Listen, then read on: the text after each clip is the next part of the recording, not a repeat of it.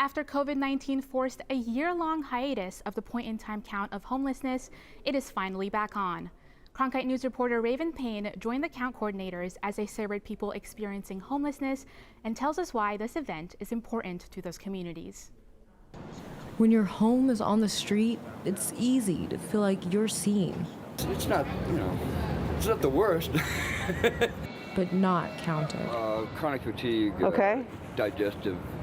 I have SIBO. John O'Boyle fell into homelessness after an illness in college. I had, they call chronic fatigue, mononucleosis back in '86. And 30 years later, he's still struggling. It's a long time ago.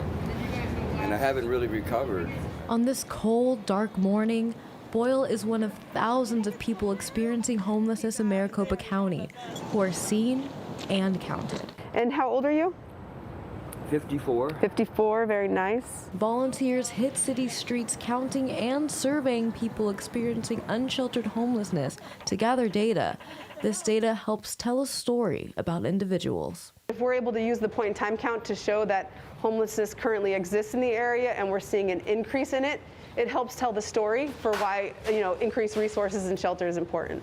According to the U.S. Department of Housing and Urban Development, the count revealed close to 11,000 people were experiencing homelessness in Arizona in 2020. Based on these numbers, the state was able to receive more than $46 million toward programs like transitional housing just across the way. Volunteers weren't out counting last year because of the pandemic, but Elizabeth DeCosta says there was a silver lining.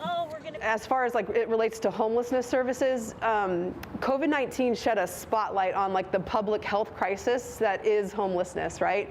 That people, while we were all kind of staying at home, there were people out there that had no place to go. They were surviving on the streets and had nowhere to go.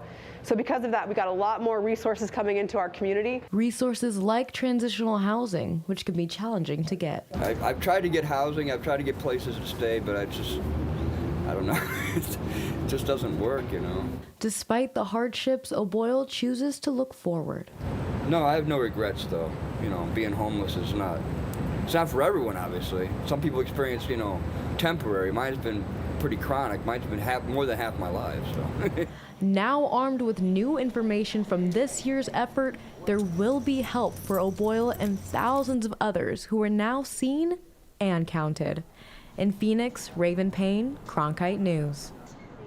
The Maricopa Association of Governments says the point-in-time count preliminary numbers will be available by the end of February, and the final will be available in mid-spring.